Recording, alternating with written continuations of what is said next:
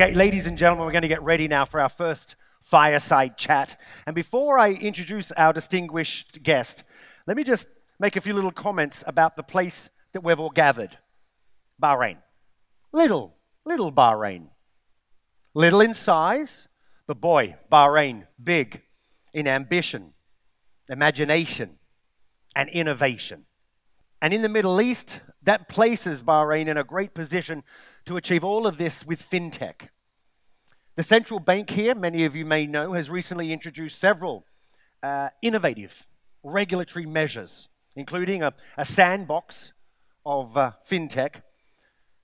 The central bank has championed open banking as well as promoting a cashless economy through digital wallets. In fact, actually, the steps taken towards open banking puts Bahrain ahead of other countries, such as the UK, when it comes to open banking. So let's meet the man behind it all, ladies and gentlemen. Please put your hands together for a very warm welcome to His Excellency, the Governor of the Central Bank of Bahrain, Mr. Rasheed Mohammed Al Maraj. Good morning. Do you want to take that seat there? Thank you for joining me up on stage. You got a microphone there. Okay, do you mind? I want to start with something that you were talking about last year. Last year you talked about being an enabler of innovation, about how your approach to fintech regulation is about keeping an open mind. So I just want to break that down. Keeping an open mind about what? Is that about the speed and the advancement of technology? So what we have today may not be what we have tomorrow, so you have to be on your toes. What did you mean? What do you mean by that, keeping that open mind? Well, good morning, ladies and gentlemen. Let me start by welcoming all of you to Bahrain. And I'm very grateful to my fellow governors who are joining us in this session today. Your presence is a reflection of your commitment to bring forward our banking environments in the Gulf. And I'm always excited about all the new innovation that are now evolving in most of the GCC countries and the wider Middle East. And I think the way we are moving all together will hopefully meet the expectation and the aspiration that we have seen through the videos and the talk of Mr. Al-Wari. As far as I'm concerned, in the Central Bank of Bahrain, I don't think, watching all these events taking place and all the innovation, I would expect myself and my team to sit idle and see them go by. For us in Bahrain, innovation and technology and financial sector is very important for one simple reason. The financial services sector in Bahrain is the largest non-oil sector. And I cannot expect myself or my team to sit idle and does not provide the leadership, the innovative thinking for the industry to grow. Because this is about the future of our economy, the future of the country. Since we decided to dive deep into this new ideas, we started 3 years ago almost by launching the sandbox, and followed by a series of changes in our regulations. We set up fintech and innovation units in the central bank, headed by very young people. For us, this is a matter of life and death. So can I ask you then, it is about getting the right balance though, right? And you've said this before, the balance of embracing innovation, but at the same time protecting, I guess, the integrity of the financial system. So, this goes without saying. I have to be honest with you. I think now, as I stand after 3 years of this experience, I have no inhibitions. At the beginning, when we started flirting with fintech and the regulation, I was a little bit concerned because we are entering into an area where there is little knowledge, there is still some black box, but now I feel much comfortable and much confident with the knowledge that we built in the central bank, with the quality of the people around me. I am much more confident to take on board any innovations. And I have told my team, for us, our vision to build the fintech industry in Bahrain is as much as our imagination takes us. Mm-hmm. But achieving that is all about requiring regulation. And so I can say... we are not going to reinvent the wheel. We have been going around to see what is the best practice in the industry. We have looked at the experience of jurisdiction in Hong Kong and Singapore and UK and Canada.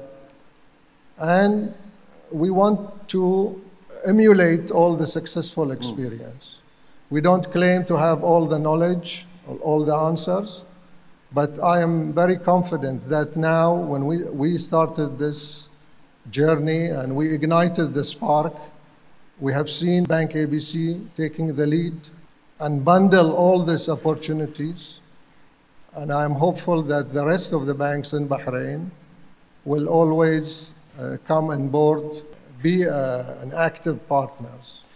Can I ask you this though, because I talk a lot on my show, whether all sectors of technology, from autonomous vehicles to collection of data, fintech, et cetera, et cetera.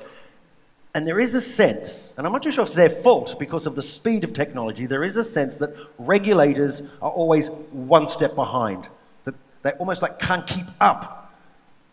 And I mean, this is natural. I think the role of regulators to a certain degree has certain responsibility to ensure financial stability in the system, to ensure customer protection, confidentiality. So it is important that the regulator takes the necessary step in order to ensure that there is credibility in these initiatives. Otherwise, if things are done without proper risk mitigation, it could create a backlash. You can lose the confidence of the customer if there is any problems within the system. Okay, but also on that note, if we want to look at the challenges and the opportunities for regulators, let's say, what would you just say for regulators around the world, what are the challenges at the moment? Or maybe not just at the moment. Regulators are always faced by challenges. And this is part of our daily life. But for me now, I'm looking more into the opportunities that the fintech industry can make it available to us in Bahrain and to my country at large, because I'm not thinking for this industry to be dominated by the banking side only. I'm hopeful that this new opportunity will provide the young generation to participate on this new innovation and new technologies. I'm proud to say that the first graduate from our sandbox company that is started by a Bahraini, and now it becomes the first probably company in the Middle East to offer open banking. I'm going to press you though. I do want to talk about the opportunities because I want to talk about, do you think we'll ever get to a point where the regulators will actually help advance the innovation? But before I do that, I do want to ask you, just for regulators around the world, or certainly in the region, can you name just one or two of the challenges that regulators face with fintech? Where this technology is going to take us. For instance, in the sandbox, the cryptocurrencies. We cannot ignore the fact that cryptocurrency is becoming part of our life. It hasn't reached a stage where it becomes like bigger activities, but this is something going under our eyes, and we need to put in place the right regulations. We just cannot ignore it. Yeah. And I think we in the central bank over the last few months, we have worked hard in order to design the right menu of regulations and that can help from one side advance these companies, and on the other side we wanted to make sure what are the controls that can be put in order also to give confidence for those who will be participating in these activities. And we just very briefly, because I want to get up, but really briefly, cryptocurrency, mainstream at some point, do you believe? Not now. No. It's too early. But I think this is something evolving, and we cannot ignore it. So if I talk about then going into those opportunities, do you think there will be a time where we can actually see the regulators help to accelerate innovation? Well, I think there are jurisdictions that have done so. So you think there are certain examples we've seen it today? Of course. I would love to see myself in the central bank doing this role. Because, as I said, we don't consider ourselves as a regulator only, but an enabler because of the nature of the financial services in Bahrain and the role it plays traditionally in advancing economic activities. So for us in Bahrain, it is important that the central bank becomes very agile, very forward-looking, and innovative in their thinking. And I see similarity with Singapore, for instance. Yeah. Not that you're going anywhere, but if you were to look behind you and sort of say, where would you be? What would you be happy with as a legacy? Look, as a public servant, I don't want to leave a legacy as such, because